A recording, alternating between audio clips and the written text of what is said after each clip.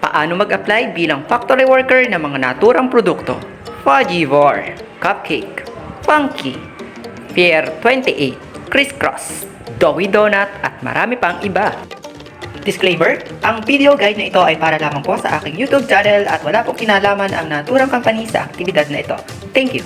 Dalawang company ang ina-applyan dito, ang Suncrest Foods Incorporated at ang SFI Fresh Bakers Corporation. Sa madaling salita, pwede dito ang dalawang kontrata. At ito ay matatagpuan sa 270 Hulu Street, Barangay Tignay, Valenzuela City.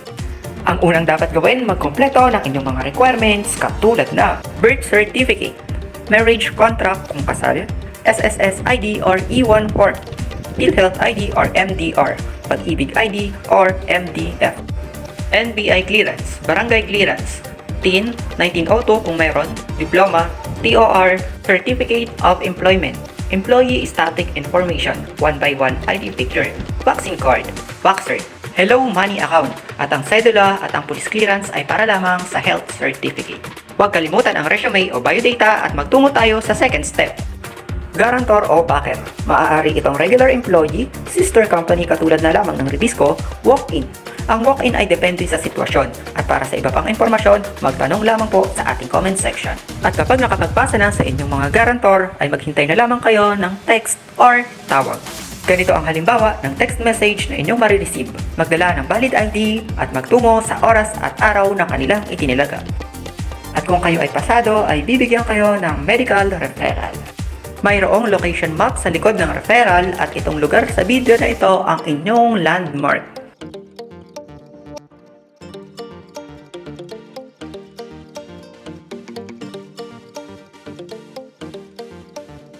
Ang mga dapat dalhin sa pagkuha ng inyong medical. Ang binayaran ko dito ay 610.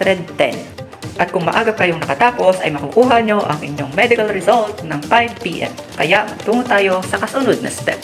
Ang health certificate na magmumula sa Valenzuela City. Paalala, online appointment po, kaya maaari nyo na itong gawin habang hinihintay ang inyong medical result.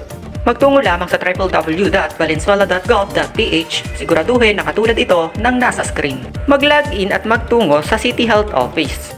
Dito nyo gagamitin ang inyong cedula, ang inyong police clearance or NBI clearance. Ipaprint ang inyong e-order of payment ng inyong health certificate at magtungo sa City Hall ng Valenzuela upang makuha ang inyong health certificate card. Paalala, magtungo sa araw kung kailan ang inyong appointment schedule. Sa release date ng inyong health certificate card, mangyayaring dalhin ang inyong mga medical result, cedula, police or NBI clearance at ang inyong pambayad na 50. At kapag nakumpleto na ang inyong medical results at ang inyong health certificate card, mangyayaring kuhaan ito ng larawan at isend sa Facebook Messenger ng MSHR. Maghintay lamang ng text, call or chat para sa inyong exam, orientation, interview o kung ano-ano pa man. At after nyo manggaling doon ay maghintay muli kayo ng text, call or chat para sa inyong biometric at schedule ng pasok. Ganito ang halimbawa ng kanilang chat. Hanggang dito na lang and thanks for watching.